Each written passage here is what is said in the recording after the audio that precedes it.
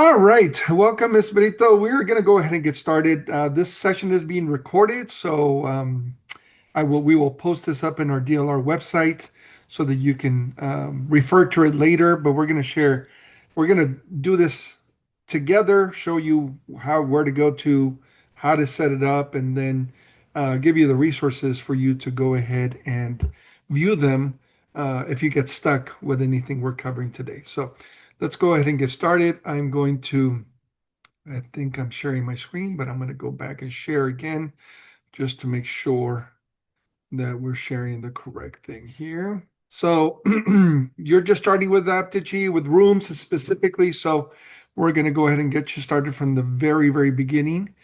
Before we go anywhere, this is our catalog of courses. There is Apptegy, Thrillshare courses in here, and there's an actual one on rooms. There's one for webmasters, and if you're not a webmaster, don't worry about this one right here, but there is a course that we have online for rooms right here, and you can click on register in EPISD University, and you will be able to access this course and all the videos, tutorials that we're gonna talk about, but you may need to go back and refresh. If you want CP credit for the course, you can complete a survey, and once you complete that survey and the assignments, I'm sorry, the rooms assignment and the survey, you will get CP credit for actually completing this course. Otherwise, you can just use it as a resource in case you forget how to do something. Okay, so let me go ahead and move this out. I'll move this to the side because I am not seeing my page. The website to access Apptegy. If you don't know how to go there already, I'm going to copy this, but it's id.thrillshare.com. So I'll copy that and paste it inside of the course as well. If you want to go ahead and access it, if you have another device where you can access it, you can definitely do that. Okay. And it looks exactly like this. All right. You can also download the Apptegy app, the Thrillshare app, to your phone if you wanted to communicate, chat, send messages, announcements through your phone. There is a Thrillshare app, and you can just look for that Thrillshare in your Google or Apple store, and you should be able to download that. The sign-in is going to be the same for both the app, the Thrillshare app, and the website. So I'm going to show you how to do that. Let's go ahead and continue with this. So in the sign-in, awesome. In the sign-in page right here, you may want to, people are tempted to enter their email here in the box right here. But what you actually want to do, what you want to do, and all staff members in EPISD want to do, is go ahead and click on Microsoft right here. And it will sign you in using your Microsoft account. Now, I've used this various times, many times before, so it actually takes me right in.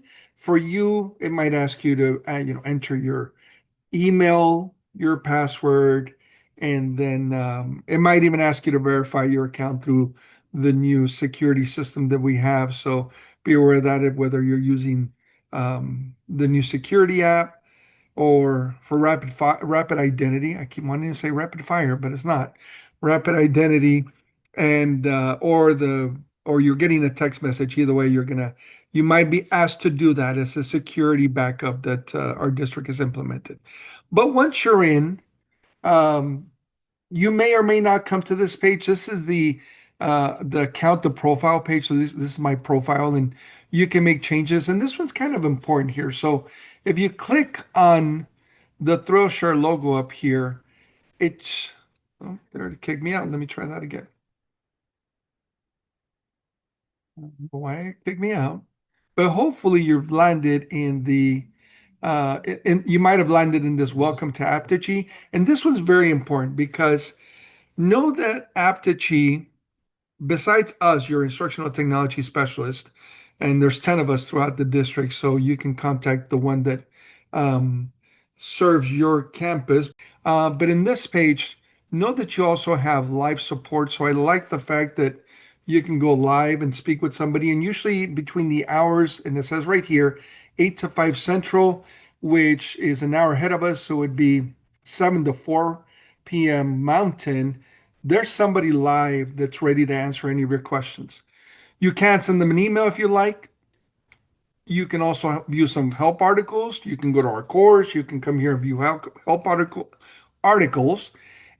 But know that you can always call them as well, and you will get a live support person as well as in the chat. So the chat's not an AI chat; it is a live person, and can usually help you solve a lot of the issues going on with your Apptegy rooms. Over here on the left, you're seeing a whole lot more than you have. You're probably just seeing rooms, and in the rooms, we're going to go ahead and click on rooms, and it will should switch over to the rooms. All right, so inside of rooms, you may or may not have a room. If you're new to the district, it's probably going to be blank. If you had rooms last year, you may see some of the rooms. Things changed this year. Because courses or rooms were not archived as they were last year, and teachers are being asked to create their room. So they have to create their room before it's not being created by Apptegy this year and by our SIS or Student Information System. Teachers do have to create these rooms. So you may find yourself that you're still seeing published groups that you used last year. We definitely do not want to use those rooms. So if you're still seeing a published room, then the best thing is to open it up. And then if you go to settings, you are able to, I'm going to move the chat window down here, you are able to unpublish your room right here. So we highly recommend you unpublish any rooms that you had last year so that you're not trying to use an old room with older, students that were in your previous class and then communicating to parents that were in your previous class. You want to start fresh with a brand new room. So again, I'm going to go, since I clicked on this room, I need to go back to all classes. So I'm going to go back to all classes. And this is where you want to start. You need to create a room. And so in order to do that, up here on the top right, there is a plus new button right here to start creating, okay? And so we're going to go ahead and create a room by clicking on the plus new button right here. And you're going to fill out all this information. So we're going to start with a room name. So first off, you're going to call it, probably your name, Mr. Morales, and then maybe your section, whatever your section may be. So I'm going to say 5C.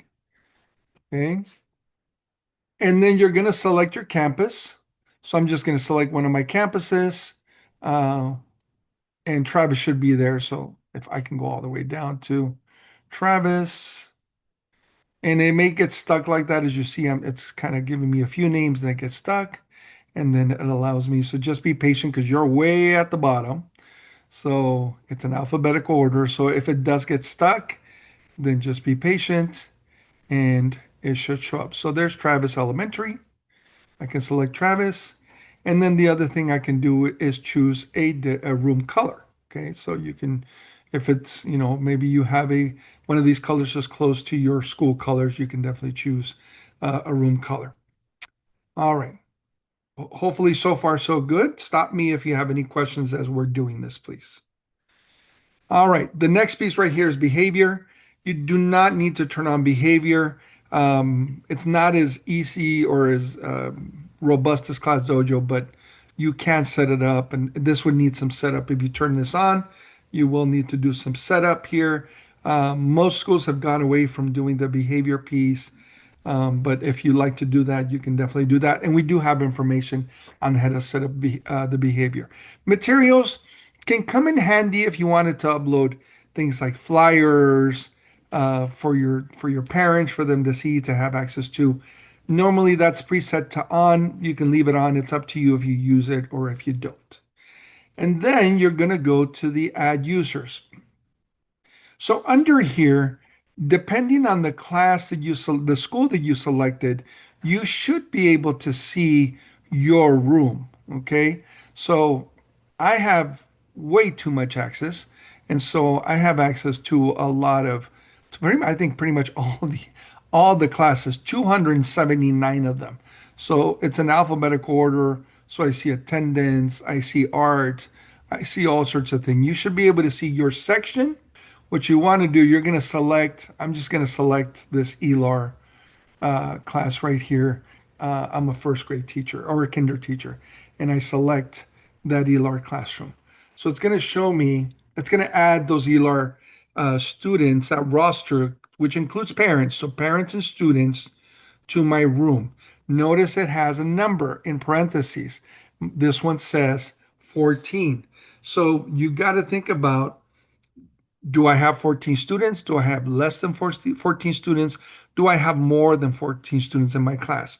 I can exit that out. I can exit out. So I'm going to go back and let's say I go to my attendance, because your attendance class is going to have all your students, but you got to be careful, and you're not going to see this many attendance classes. Like I'm seeing only four here, so I don't know who has four students in at the school, but this one would have 21. So if I know that my students are 21 students in my class, then I can choose attendance. And so there's my class now being added to my roster inside of Rooms. I'm also there as myself as a staff. And another thing you can do is you can add a co-teacher. So I can go to users. This is very different from adding students, right? If you team teach, or you want to add your principal or your AP, or somebody's asked you to add them to, an admin, or somebody's asked you to add them to your room, then you would use the users option right here to do so. So when I click on users, and I'm gonna add Mr. Seaford, who's here with us right now. And so there he is. So I can find them by name. I can also find them by username. So if your co-teacher or your admin that's asking you, or your IC or whoever's asking you to add them, or you need to add a special education resource teacher, if they have a very common name, like Maria Morales or Roberto Gonzalez, you may want their username because you may get a lot of people with that same name. So username, the first section chunk of their email would probably be the fastest way to go ahead and find somebody. But I'm going to go ahead and select Herman. And when I select Herman, he's not in the roster for students. He's down here with me as a co-teacher for staff. So now I've added myself a co-teacher, somebody that's going to um, be able to see what I send out and be able to send out from my class, from my room. And that's important because sometimes we have to message our other class with information, things to bring. Don't forget your water for the field trip, things like that. So if you add each other to your room, if you do have a co-teacher, if that's your situation, then you can go ahead and use each other's rooms to message the other parents that are in the other class, the students that you get when you switch. If that's not your homeroom, you can be added. You can add your co-teacher, and your co-teacher can add you. Okay. So once I'm happy with all this, then we're going to go ahead and publish. We're going to go ahead, now that we have our class, our room ready, we're going to go ahead and publish this room so that we are able to continue and start looking at how to send messages and all that amazing stuff. At the very bottom, once we've done our classes and all that, and added our students, we're going to get published. Now, you may get an extra student later on in the year. Don't worry, that should auto-populate with the SIS. So if you get an extra student, all right, so I'm going to publish now, and I'm going to have my class. So over here on the right, you see that I have the Mr. Morales class. And I'm going to close the chat for right now, just so you don't see this. We have, I actually have another participant in here. So this class is Ms. Gomez's class, Ms. Berna Gomez's class. So when I added the class, I brought in the teacher as well. So again, we need to be uh, aware that this happens, that the class comes in with everybody that's in the class, to include the students and the staff member. Okay, so Herman, Jesus, and Verna are now staff members in this class, and we're sharing this class. You also see underneath that you're seeing some students and guardians. So we have first we see the student. I'm going to zoom in. Herman, are you seeing that I'm zooming in? Yes, I can see that. Okay, good, good, good, good. Okay.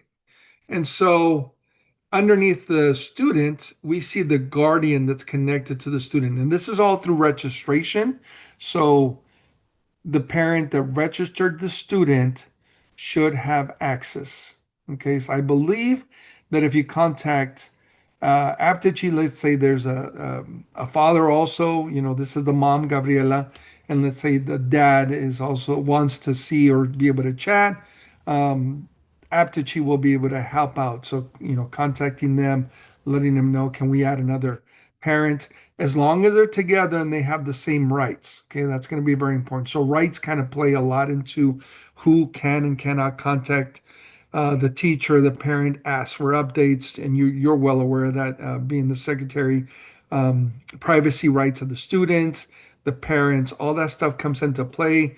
We've had issues where parents are divorced, and they have a right legally, they have a right, or maybe they don't. There's a document that says they don't. So we have to be very careful to who we give rights to. But for right now, immediately the parent that registered the student automatically has rights. Okay. So we just have to be careful with that. And here we have them two types. We can also filter just by, so right now we're seeing everything, but I could remove and just see the guardians and maybe the staff. Maybe I would just want to see the guardians and staff so that I can see who my parents are. And you may or may not have all the parents. That really depends on registration. Okay. And so you have the access to do that. So there are the participants. If I needed to add another staff member, or if I needed to add another student because he wasn't showing up even after they've been registered and we've waited the 48 hours and all that stuff, then I can click on these three dots up here, the ellipses. I can go ahead and edit participants and come back here and just add that one student. So maybe I have the student ID number, or maybe I have the student username because the ID number will also work, and I can add the student to this. Okay, so just be aware of that. You do have that option. The other thing I know you saw, and you're probably going, oh, look, there's a download Guardians invite. We definitely do not want to use this because it'll give you a QR code. If that QR code falls in the wrong hands, then we now have a privacy issue. So this is not the route we want to go to. We want to go directly through registration and waiting for that our student information system at the district level to update the class to add the students. Once they update the class and the student is in the class, he or she should be added on this list because I've selected the class and they should be added. Again, attendance or homeroom. Those are the two classes that we're looking for. What can you do while you're here? Well, I can create an announcement. So if I wanted to send the class an announcement, I click here in the stream area to create an announcement. Okay, so I can click there and let's say this is the entire class. I'm actually going to use a different class because I don't want to bombard this poor class. I'm going to have to unpublish that class. And so I'm going to go ahead and create an announcement. Okay, and I'm able to do that. This class might, oh, right here, create an announcement. I'm able to send out an announcement, kind of like a Facebook feed message where everybody's going to see it. Hello, parents, please remember that tomorrow is a half day. Students get out at 12:15 p.m. Make sure, make sure to make arrangements to pick them up on time. Let me know if you have any questions. Simple messages like that. And this is our team practice class. So they're going to be getting this message as soon as I post it. Now, before I post it, though, I have other options. I have simple text editing options right here. I also have, I also have the option to add a link. So if I said, go to my website to learn more, right? and I wanted to highlight and make the website linkable, then I can highlight it, click on the link, and I can say HTTPS. I have to copy paste the link is the best way to do this, but I'm just going to go ahead and it's not an S for that one. I'm just going to put EPISD.org. Okay. And so now my word here is linked. I can also add attachments. So if I had a flyer that the school had created and I want it's a reminder of them, um, to remind their parents to make sure that they pick up their students, then I can drag and drop it here, or I can click here to upload. Okay, you can add pictures, you can add, images, you can add docs. I would probably add PDFs, not Word or anything like that. Specifically PDFs, because most phones and computers can open up PDF. But if you put something as a PowerPoint or a Word document or an Excel spreadsheet, not everybody has access to that, especially on their phones, which is probably where they're going to be accessing this stuff a lot. In the advanced options, I like this right here because I can schedule a post. So let's say it's got to go out tomorrow, but I'm gonna get it ready today. I can click schedule and I can say, you know what, not today. It's gonna go out tomorrow, and I need it to go out and watch this because that's very important. It does say uh, AM. It starts out with the AM, so you don't want to send a message out at 3:30 AM. You want to keep scrolling till you see PM. Okay. So let's say I want this to go out tomorrow at 3:30. I can save those changes. And now I've selected that time frame for this post to go out. So that's very important. Okay.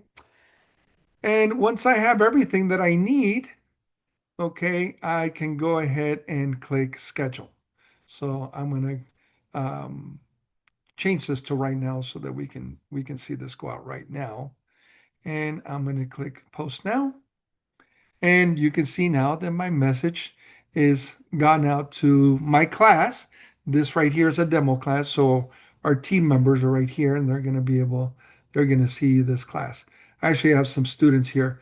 Parents of my team members, please let your students know this is a fake message. But as you can see right here, we uploaded a flyer and this was made in Canva. So winter concert flyer. This is an animated GIF. It's not a video, so you cannot upload videos, but this is an animated GIF. So if you create a short video and you have the option to turn it into a GIF, then you can do that. You can create an animated GIF. But a lot of this will be text with maybe some images or some flyers or something like that. So that is your announcements, okay? The other thing you can do is you can send messages. Now, messages used to be up here, but if you're new to this, don't worry, because now you don't have to remember that messages are over here on the left side. So I can click on messages and send messages. As you can see here, I have some test messages, and messages are a one-to-one. All right, so I need to contact the parent because let's say it's Jesus. Jesus has been missing assignments, or Jesus is not doing so well in class, or even better, Jesus is doing so amazing. He's improved so far. So I want to send Karen a message. Thank you for speaking with Jesus. He has made so much improvement because we want to, we don't always want to send negative. We definitely want to stay away from the negative as much as possible and maybe, do some positive.